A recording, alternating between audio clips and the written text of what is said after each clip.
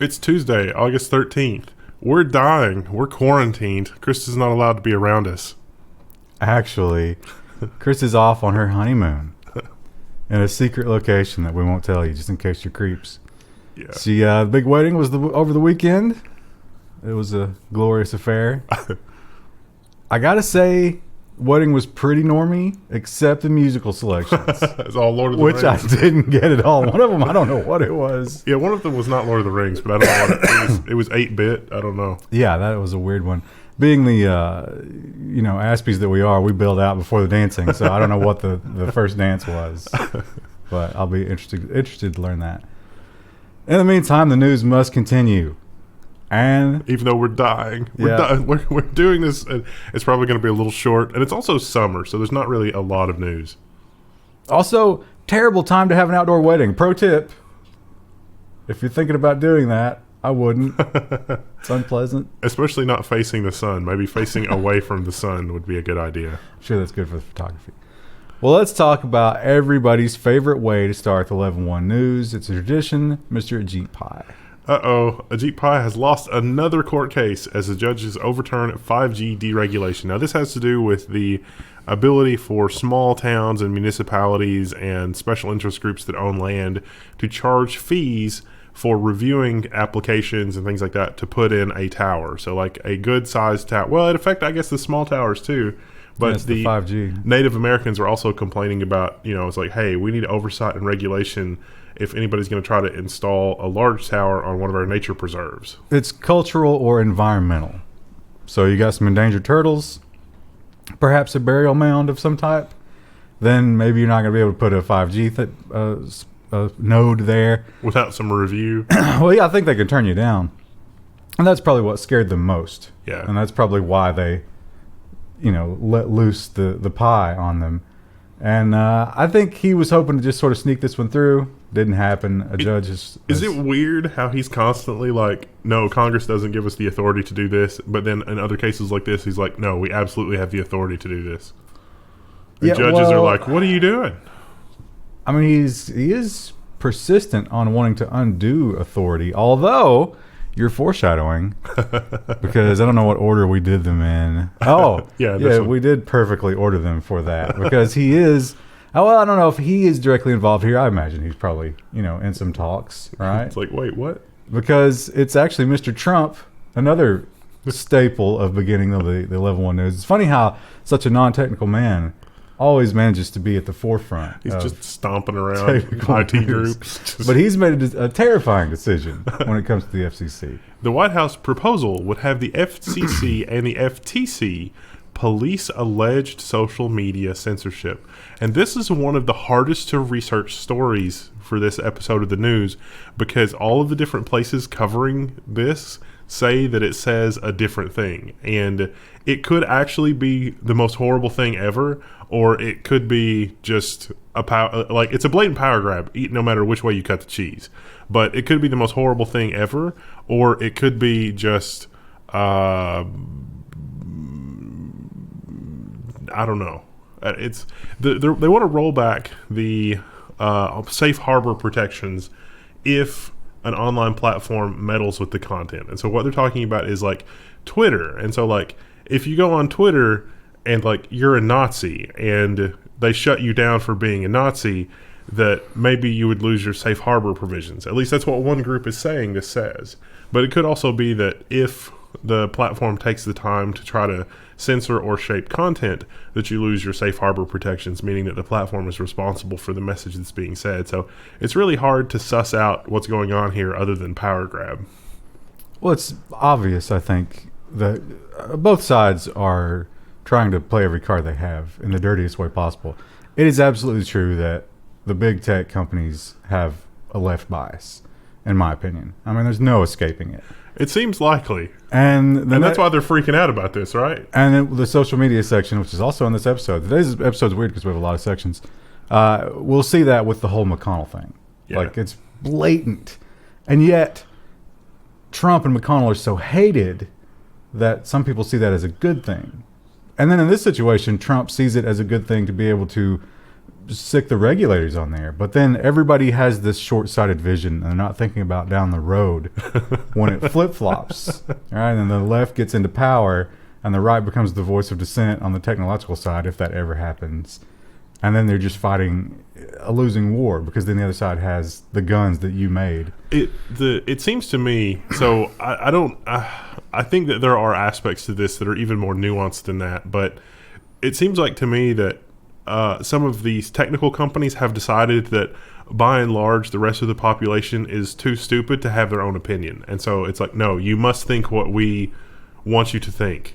And it's like, well, no, what if I don't agree with what, like, I understand what you're saying, I just don't agree with the conclusion that you've come to. It's like, no, obviously you're too stupid. Then you're a fascist. Yeah. But I mean, that seems problematic. But see, what you've described has been the attitude of the government always. Right? These idiots are too stupid. We have to make these rules so they live their lives the way we want them to, the way they should. And, they're just not smart enough to govern themselves, right? It's really terrifying. So really you have two giant levels of hubris butting heads.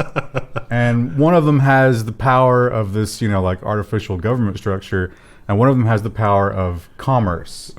And it's like, who wins, right? Well, as someone who thinks of themselves as kind of a reasonable opinion, I'm sitting here looking at this, and it really is like two incredibly stubborn billy goats just going at one another. And it's like, has all reasonableness just completely left the room? Because this seems like they're both trying to use technology as a blunt instrument. But meanwhile, just gutting the Constitution as they go to try and undermine one another. So it's it's the worst timeline. And I don't see it getting any better. And I don't see this being a positive effect either way if Trump gets his way with the thing. Sorry. So that's not the only really stupid thing that Trump said this week when it came to technology. Was it the stupidest? I ranked it a little higher than this one, even though this one is quite a doozy in itself. Trump calls for social media companies to detect mass shooters before they strike. Okay. How could they do that, do you think? What would be required there? While we're at it, could they also detect meteors? Because we've had some near misses from meteors lately. We've had more shootings than meteors, admittedly. But you think to yourself, the only way you could do something like this is to monitor everything, right? Yeah. So we're back to that? I mean, I don't think that monitoring everything would actually accomplish this. Well, just like it didn't stop the terrorist attacks. No. But have you noticed the big push is to label these latest shootings as domestic terror? Because then we can apply all of those legal changes that we made with the Patriot Act and all that. Oh, because they were terrorists? To our own citizens. But they weren't terrorists. Oh, that's fascist talk. I like how the meaning of words constantly changes. Wasn't there a philosopher that was like, right before a society collapses, they cease to be able to communicate because the meaning of words shifts constantly? That was a thing. Well, I mean, Nazi has lost all meaning, right? Because and fascism. It's so widely used. It's ridiculous. But yeah, there is no way to do this. Even if they could listen to everything like the NSA tried to do, they're not good at parsing it. So can you imagine if you're caught up in one of these things? It's like, you're posting online. It's like, look at this, look at my amazing, 47 in a row frag quest thing. And then all of a sudden you have to go before the authorities to explain that. No, what did you mean? It's like, no, I just really like playing Quake. You're going to be a terrorist. It's like, no, I like playing Quake. Well, we're already kind of getting that kind of thing. That's crazy. I mean, especially with the Blame video game. The signal to noise ratio here is off the charts in a bad way. I've got a great way to solve the shooting thing, but I won't go into it because it would just piss people off. All right. Facial recognition when it comes to Facebook. They had the thing about it is facial recognition, when you post things on Facebook, you get tagged automatically, right? It learns who you are. It sees you in pictures, and it's like, oh, hey, someone uploaded a picture of you. Let me tag you. Well, in, was it Illinois or Indiana? I think it's Illinois, right? Oh, yeah. That is illegal.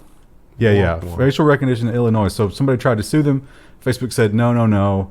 Let's throw this out as a class action. Let's not do that. Well, turns out, it's a judge has ruled that it can proceed. Wah wah. A San Francisco judge, which is weird that San Francisco. I think guess San Francisco and Illinois are aligned on that. Didn't we do a story about 20 different things in California doing stuff? Well, they're definitely anti facial recognition. So they're saying that not necessarily that what Facebook did was, they're not ruling that it's wrong or anything. They're just saying that this can be a class action lawsuit from all the people of Illinois who were tagged on Facebook, which is everybody who uses it, and that this story or this lawsuit, this class action lawsuit, can go forward, which is bad news for Facebook because that could be another $1 billion fine. I think that's bad news for Facebook, not just for this lawsuit, but the potential of many other lawsuits because now Each also, state. yeah, well, like Cambridge was another area that's not supposed to do facial recognition anymore, and this would probably count. So, Yeah, they have to turn that off altogether, which is probably super useful for the ad yeah, engine. this story was like, Well, we've been following this story for a while. So we talked about, I think it was while you were gone, we talked about how every Ring camera that the cops can talk people into buying with their like special promo code, they get kickbacks at their the precinct. And they also basically give themselves a way to monitor those citizens for free. yeah. But there's a catch. As a citizen, just because the cop came to you and sold you a camera, essentially, they don't get to look at the footage, without your permission. You have to give them permission. So how do they get that permission? Well, Amazon is coaching them. Amazon is coaching cops on how to obtain surveillance footage without a warrant. So yeah, it's if you download the Neighborhoods app, then the police can request access to your Ring and get access to your Ring. But the article goes on to say that Amazon will still, in some cases, warrantlessly grant permission even when a homeowner has denied it. not surprising. They uncovered a bunch of emails, and it's great because the other thing that they pointed out in the previous story is that when you're in one of these precincts that signs on with this deal, you have to hire 3 people. You have to hire like a neighborhood liaison, a community manager, and an Amazon liaison for all these Rings. So they leaked some of these emails, and it was like, Captain Carsey or Casey Kearney, you're doing a great job getting these permissions. You got 4 this week. Way to go. And it's almost like, they're tracking, you've unlocked a new achievement. So it shows a terrifying, bright, happy person just stripping away the freedoms and security of the people. But it is probably fairly useful in catching like porch pirates and stuff. So I think some people would gladly make the trade, unfortunately. When I read this headline, I completely missed the second country involved here. I was like, oh, this is more news about Trump and Huawei. No, it's not. China warns India of reverse sanctions if Huawei is blocked. So China has told India not to block Huawei for doing business in the country, warning there would be consequences for Indian firms operating in China, sources with knowledge of the matter said. So the old adage goes, crap rolls downhill. Sorry, India. We started this. Our bad. India is going 5G along with the rest of the world, obviously, and they have a population that is almost exclusively mobile users. They don't have a lot of desktop use in India. They have everybody's on mobile, and everybody loves their mobiles. They had that record-breaking streaming cricket match thing. Well, the dock thing. So it turns out the little dock things are also super popular there, where you just put your phone in a thing, and then you've got a keyboard for it and maybe a monitor plugged into your TV or whatever. They're all playing PUBG mobile. So it's a big market for Huawei to get into. But India is almost certainly facing pressure from the U.S. And they don't really come out and say it here, but, I mean, what else could it be, right? Look, if you want to spy on an Indian farmer in like rural somewhere, fine. We don't care. Why does that mean we get cheaper phones? Sounds good. Sign us up. So they did sort of. The Indian people were very neutral in their comments in the story. I was like, well, we're not sure yet, but we haven't seen any proof that Huawei's been compromised. So it could be. I don't know. Which I think is their way of saying like, you've both got a chance. Convince me to love you. What can I get out of this? I think also that there are enough technically savvy people in India that they could reasonably audit the Huawei code base and help plug some of the holes if there are holes there. I'm not sure if Huawei wants that. Yeah. Turkey. Turkey is not known as a bastion of democracy, despite being in the UN. They've got a pretty poor record when it comes to that kind of thing. This is not a step in the right direction. Reuters brings us the story that Turkey has moved to oversee all online content, and they're raising concerns over censorship. So the first step here is that the radio and television watchdog group is going to have, sweeping oversight, including Netflix and news outlets and stuff like that. But everybody, of course, was immediately quick to point out, well, wait, what about user-generated content, user-uploaded stuff, things that people are uploading to, like, YouTube and forums and that kind of thing? This would give this authority the ability to trawl through all of that traffic through various ISPs, a la what Russia is doing, to be able to monitor it, which is bad for it could mandate mandatory backdoor encryption and all the other bad stuff for any content generated in Turkey, which seems bad. Yeah, and they've also been well known for really keeping their boot on the neck of any sort of burgeoning counter government. Yeah.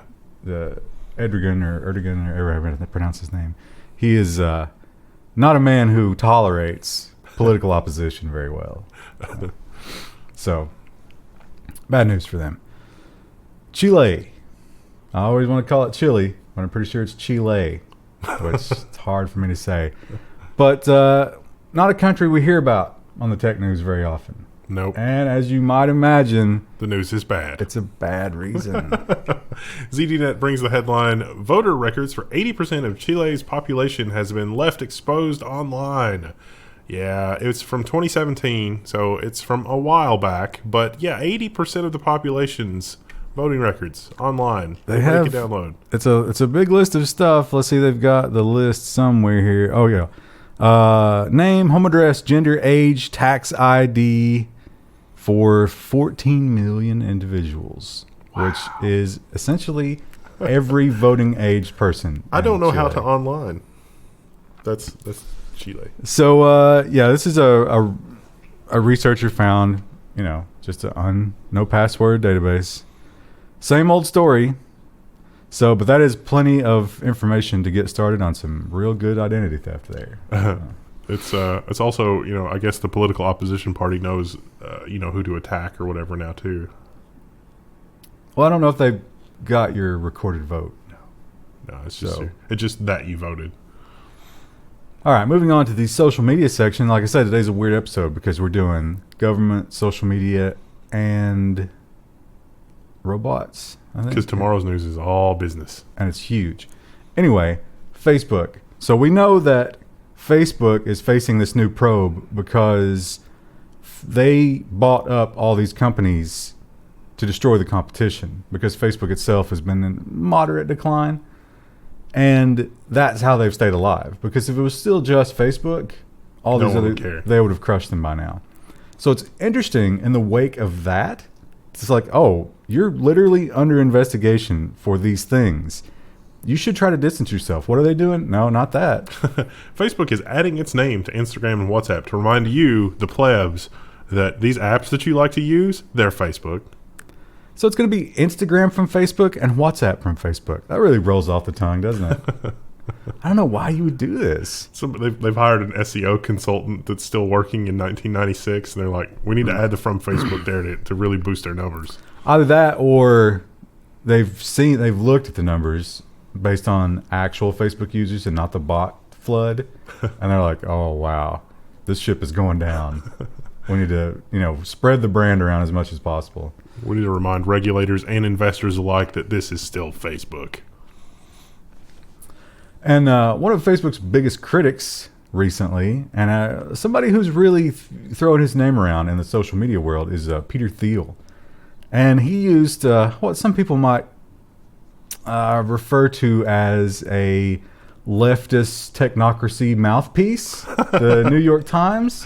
to spread some vitriol about them. The Gizmodo headline is New York Times publishes anti-Google rant, doesn't mention the author is a Facebook board member. So not only a Facebook board member, they owned a significant stake in Facebook. But I don't know if his name is pronounced Thiel or Teal, Peter Thiel. Who cares? He sold a lot of his ownership in Facebook, but remains a board member. And he is his fingers are in a lot of things in Silicon Valley. It's really pretty interesting. Was it Gawker? The Gawker he was thing? the part of that lawsuit. Yeah. It's funded Hulk Hogan. So interestingly enough, we talked about the New York Times is kind of a leftist pro all these tech companies, but he is not. Yeah.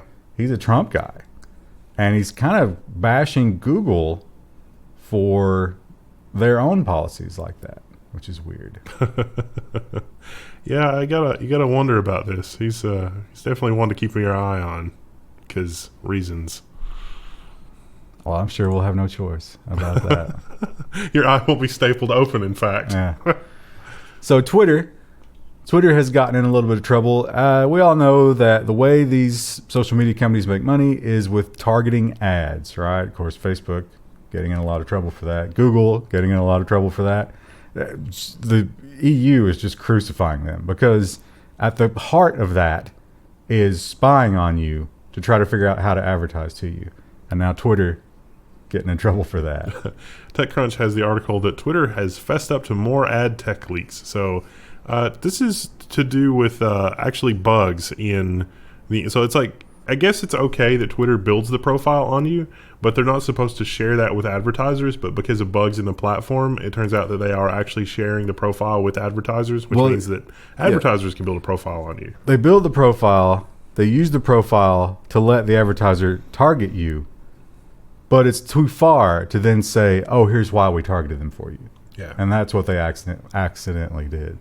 So it wasn't even very specific data. I think in some cases it was just which country you're in. But that's still considered too much. So not good. And I like how they're apologizing. They're like, oh, we shouldn't have done that. And by that I mean let them know what country you were in. All the horrible stuff before that, we're going to keep doing that. That was fine. Now here's the McConnell story we talked about before, and this story is interesting. And once again, it's just like these giant, horrible entities crashing against one another. Two really angry goats. Just Ars Technica has the headline: Twitter backs down and allows McConnell to post video of protester threats. Twitter has struggled to develop consistent moderation policies. So I watched the video, and they posted video of I guess the opposition campaign or whatever. Well, it's like Antifa and that type of stuff. And so Twitter was like, no, you're not allowed to post this kind of content. And it's like, well, the context of us posting this is for us to say that it's wrong. And so Twitter's like, nope, that doesn't count. You gotta. They doubled down. They banned another account after they argued about it. Yeah. A related account. So, but the argument that people ultimately pointed out, and the reason that Twitter backed down, is because some of that same content was posted in a celebratory fashion, saying, "Yeah, look how we went after McConnell. We're awesome." And Twitter didn't ban that. Yeah, but they banned McConnell's version of it. And of course, McConnell's a monster, and we're here in Kentucky, so we have to be represented by him. But it is still very hypocritical. Yeah. What Twitter has done here. So, but again, it's one of those things where it's like, no, you're not thinking what we want you to think. You have to stop it, and then it is under, like, the only fix here is to educate the population, like to actually make them more educated. But that's not easy. Yeah, good luck with that. And when it comes to hypocrisy in social media, none of these companies stand alone. It's almost like they're competing. And everybody knows at this point, and if you don't know, I mean, you're not paying attention, that YouTube also does not enforce its policies across the board. Very selective is YouTube. Not only politically, but when it has to do with the almighty dollar. Yeah, the Ars Technica article is YouTube lets biggest stars off the hook for breaking rules, moderators say. This article's great because it's a laundry list of all of the things that they've done wrong, all of the missteps. And a lot of these really huge channels, like the guy that was tasing a dead rat and that found a dead body in the suicide forest and all that kind of stuff, just really like no consequences. Whereas us just mentioning it, probably demonetized. Yeah, and it is all about...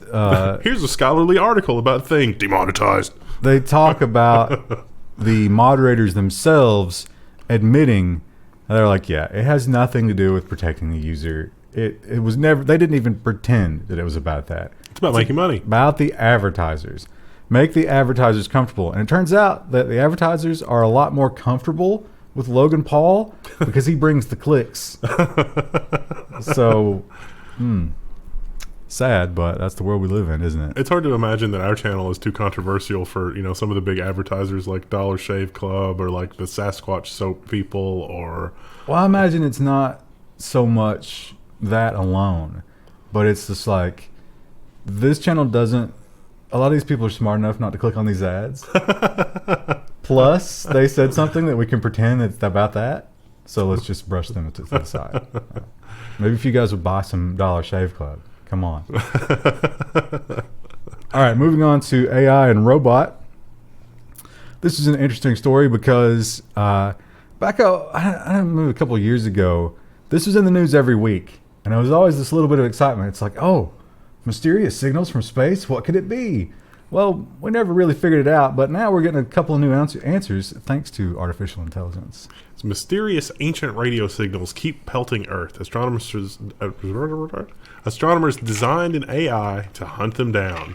So these are fast radio bursts. We don't know what in nature causes them, and we're pretty sure that they're not related to like an explosion or a collision of like two black holes or something like that. Where they appear in the night sky it doesn't appear to be super predictable, but this AI has actually helped us catch, in the first month it was operating, it caught 6 or 7 fast radio bursts according to the article. And we'd only seen that many in ever so many years. Yeah. It's not a matter of catching them because they're constantly hitting our satellites, but the dishes are so powerful that the magnitude of the data that's coming into them, like we can't record it all, conceivably.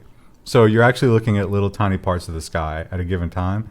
Well, this AI does is it identifies the radio burst fast enough to tell the satellite, hey, pay close attention right here for the next few seconds. And then we catch more and more of these. Neat. So still don't know why they're happening, but hey. And if we ever do, maybe that's the end of civilization. Wouldn't that be cool if it turns out that it's, Alpha Centauri's version of I Love Lucy? Like we just catch a little blip of it just because things are... Like, how cool would that be if you discover that we're not alone in the universe by finding an alien racist sitcoms? That might be the darkest timeline for real. That might be worse than an invasion timeline. Because it's like there's life out there, but there's bad as us. If you like to drink the alcohol, which we don't, like I said, we aspied out of that wedding so fast we didn't even enjoy any of the spirits. But if you like it, you have to be worried about people not giving you what you expect that you're paying for. Because some of that stuff gets really expensive. Yeah. So what do you do? And they've proven time after time that these sommeliers don't know what the hell they're talking about. In a blind taste test, they can't tell the Boone's Farm from the 30-year-old. So... What do you do? Well, it's technology to the rescue, as usual. Scientists have developed an artificial tongue to detect fake whiskeys. The technology can also be used to identify poisons as well as to monitor rivers. Neat. So it's like it reacts to light reflecting off of these little cells, and it's like transistor size, 100. I think how many 100,000 or million were on it? It's a bunch, and some of them are treated with chemicals. And so what happens is you get this distinct snapshot of light hitting it based on what it's coated with. And they actually took some similar, the same brand, but different years, scotch and whiskey and stuff. And sure enough, they could get a consistent snapshot, but it was different with every one of them. Neat. So we're just going to feed all that data to an AI now and be like, taste this. Is it any good? It's like, no, this is terrible. So that is... pretty cool. I imagine that, like, restaurants and bars and stuff, I wonder how expensive this would be. That would be kind of a cool gimmick. You go to a high-end restaurant and it's like, let's wheel out the tasting robot. It's like, look, you're going to enjoy this a lot more because the tasting robot says that this is the best you can get. Yeah, you pop the cork out and just give the robot the cork, and it prints out a number. And everybody's like, oh, yeah. And, of course, you just make the robot cheat. We talked about this story in the past. I don't remember what the context was, but Technology Review, they revisited it here, and it is amazing that China, I think the context was the AI was seeing if they were paying attention. Remember that? Yeah. Monitoring their brainwaves. Which, in that context, it was like, oh, this is dystopian and terrifying. But now we see it from this point of view, and this is very positive. China has started a grand experiment in AI education. It could reshape how the world learns. So there's a case study of one here, but there was a kid who was struggling in math or falling behind in math. So the AI looked at exactly how they were struggling and engaged the kid with specific exercises and specific things to try to help them understand. And there were no miracles.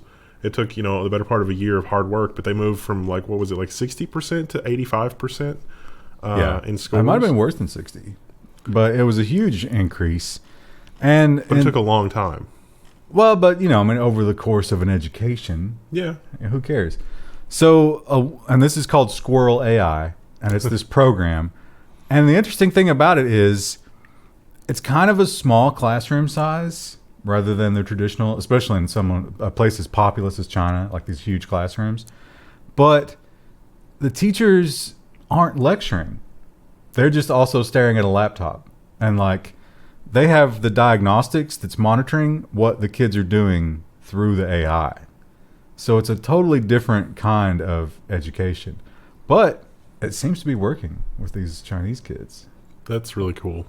Although, I wonder how much of it is, you aren't paying attention. Let me issue a small electric shock to get you to pay attention again. Yeah, there is. I mean, you think about when laptops were issued for the first time in schools. It was after our time, and I thought to myself, well, that nobody's going to pay attention. Are you giving them an internet connection? I mean, do you know what that? And it sort of does counteract that whole thing. It's like, okay, we're giving you the world's knowledge here. You must use it. You don't have a choice, and that seems to be the trick. I would say that there was definitely a component of our education that was. Your alternatives are you can stare at a white wall in a room with white walls, a white floor, and a white ceiling. There is nothing in here. You can literally just stare off into space, or you can learn this thing from the book. Those are your options. There's nothing else. See, you're thinking inside of a window, and so many students didn't, and that's where that thing failed. Is like, you know what? I could option 3, bitch. I could carve my name into this thing. And that's what they would do. Yeah. I could snort coke right here at the desk if I wanted to. Or whatever. Make some babies. And so, this, I suppose, would prevent that as well, because you have to be constantly engaged to the AI. Interesting. I wonder if it'll have any impact on self-teaching later in life, though. Right? You have to have the AI. It's like, how am I going to learn? You've had that crutch. Now, they could, if Squirrel AI is smart, they could just roll that out into a consumer product right after you get out of school. It's like, continue to learn. Oh, you now you have this job? Let me teach you about that job, Squirrel AI. I want to see an AI that somehow imparts that sense of wonder, because at least some of the junior people that that we work with on junior things, they have no sense of wonder. They seem to have no sense of wonder. And it's like, look at this amazing thing that has been built before you. And they're just like, whatever. Yeah. We need that. The AI needs to. I don't think you can put that in AI form. You need to be as amazed as if we traveled back in time and showed a caveman, a laptop. It's like, you need to be that level of blown away. I think, some of that, though, it's sort of self-fulfilling, right? Or it's, I don't know what the word for it is, but, it feeds itself, where, okay, I have this phone, right? Everybody's got one. It's not unusual. But then you learn it's like, oh, okay, what makes this phone work? Wait a minute. You tell me that there's a billion tiny switches in a tiny... What are you telling... And then it's like, your mind's blown. But if you never get past that first hurdle of these are normal and everybody has these, then... It's like fire. It's like learn to appreciate fire. It's like you don't really appreciate fire until you're freezing to death on that first camping trip. So you're saying we should throw our children into the wild like the Spartans so that they'll appreciate technology. It certainly worked for me. I mean, I don't know. I'll tell you, I'm still appreciating my central air. After your central air died. 3 or 4 days without it. It's brutal. So I'm still in that wonderment state. It's like, oh, it's so cool in here and wonderful. Life could be so much worse. Trains. Trains seem like perhaps the simplest self-driving of all the vehicles. And yet, until now, it doesn't seem like we've really explored it. Autonomous trains are ready to roll. So, yeah, these trains don't require any human intervention. They go on a track, and they're able to deal with obstacles and trees in the track and all sorts of fun things. They don't really have... there's no way in pictures to illustrate self-driving train because it looks just like a regular train. There can be optionally a conductor on board to monitor things. They can also be monitored remotely. Well... Here's the thing that it boils down to, and Fortune explores it, but I think they kind of glossed over it because they didn't want to anger people. But the biggest hurdle to this appears to be the unions, because the unions see the writing on the wall. Like, oh, hey, every job on that train except for serving meals and drinks, we don't need you. Yeah, we could live without you, because they've already got autonomous systems for slowing down. Like those Japanese bullet trains that can come to a complete stop without turning over a glass of wine. Yeah. And so it's like, yeah, those systems exist. You just have to bolt them on. And to do that, you are going to be just gutting that industry when it comes to employment. Yeah. So I wouldn't go into any engineering programs, train engineering. Engineering the AI that runs the train, do that, but don't go into the other one. Literally everything is like technology plus something else these days. Now, when you talk about vehicles that are ready for self-driving, I would put trains near the top for sure. Because there's a track, it doesn't really have to turn all that much. It really just has to regulate speed to make sure that you're traveling at a safe speed. You can go faster in straight stretches, and you can slow down in curves. How hard is that? Near the bottom, especially for wheeled vehicles, I think I'd put the bike. New Scientist has the self-riding bicycle follows you around while you walk. So if you need to hop off your bicycle, it's just on 2 wheels and it'll just follow you around. And because it's not hauling you around, it doesn't really need very much battery power to do this. So neat. I mean, what is the use case? The population density is so high that you can't safely ride your bicycle, but when you get out of town, you've got to ride your bicycle back to the farm or the house or whatever. So it has to follow you around in the city. I guess. How do you keep it from being stolen while it's following? Well, you have to live somewhere that is a really high population density but has an out of control police force. I'm guessing this is China. I don't know if they put it into use anywhere, but it is cool. Now, we have seen people make attempts at self-driving motorcycles. Yeah. With varying degrees of success. So I guess this is a reasonable next step in that. Does this finally mean that we have the technology that I could build R2-D2 and have R2-D2 follow me around, but then also ride R2-D2 like a unicycle whenever I need that out-of-city transportation? That would be a really uncomfortable ride, don't you think? Yeah. You have to have install a seat or something. And finally, in the robot section, and this is the last story we have today. This is not the first time that we have talked about this robot. I don't know if he had a name the first time we talked about him. He was not named Marty. He was named something else. We now know, because he's at, I think this place is called Quick Mart, or no, Stop and Shop. But because he is in a mart, I guess, he will be Marty. Marty, the grocery store robot, is a glimpse into our hellish future. I don't know why they hyphenated hellish. That is interesting, isn't it? So there he is. There's Marty. We've talked about him in the past. He's got these googly eyes.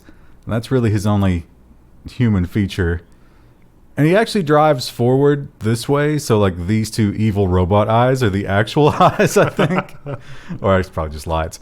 Anyway, Marty, what does he do? Because we think about, well, he's known as a spill robot. So when I say spill robot, of course you've read the story, what's the first thing that comes into your mind? Deft robot is going to run through the aisles and make sure people aren't stealing. Well, no, I would think that he's going to clean up spills. Oh, okay. But he doesn't do that. No. He just lets somebody know to come clean it up. And it's kind of hilarious. You can watch, there's a couple of tweets that people have recorded. But here's the thing about Marty is he is meticulous when it comes to identifying a spill. So they have mentioned bottle cap will set Marty off. And when he finds He's triggered by a bottle cap. When those blue lights, they turn yellow and start blinking, and then he starts like audibly like, caution, there's a spill. Someone found one piece of cilantro. Marty lost his shit. So a lot of the shoppers have experienced or expressed uncomfortable, like Marty's following them and they don't like it, or they don't, if they're in an aisle and Marty starts down the aisle, they're like Krista, they'll just escape and come back later when Marty's not there. So it's really showing that people are not super comfortable with our robot overlords. Well, no, if people are reacting to Marty, then, it's only a matter of time before the behavioral science people are turned loose with that, and these robots are going to be used to herd people to, like, the name brand aisles. Like, the name brands will pay extra to have the robots herd people, and it's like, no, are you considering the off-brand Cheerios? No, I'm sorry. There's a spill in this aisle. You need to go to the other aisle. Yeah. Now, they do mention that children, on the other hand, seem to love Marty. Oh, well. So it could be that, going forward, people come to love the robots. Like us, we're not used to them. So we just trust them. But going forward, children will grow up with them and then be totally accepting of Marty and his whatever comes of him. All right. That's it for this episode. We'll see you tomorrow with lots of business news. All business all the time tomorrow.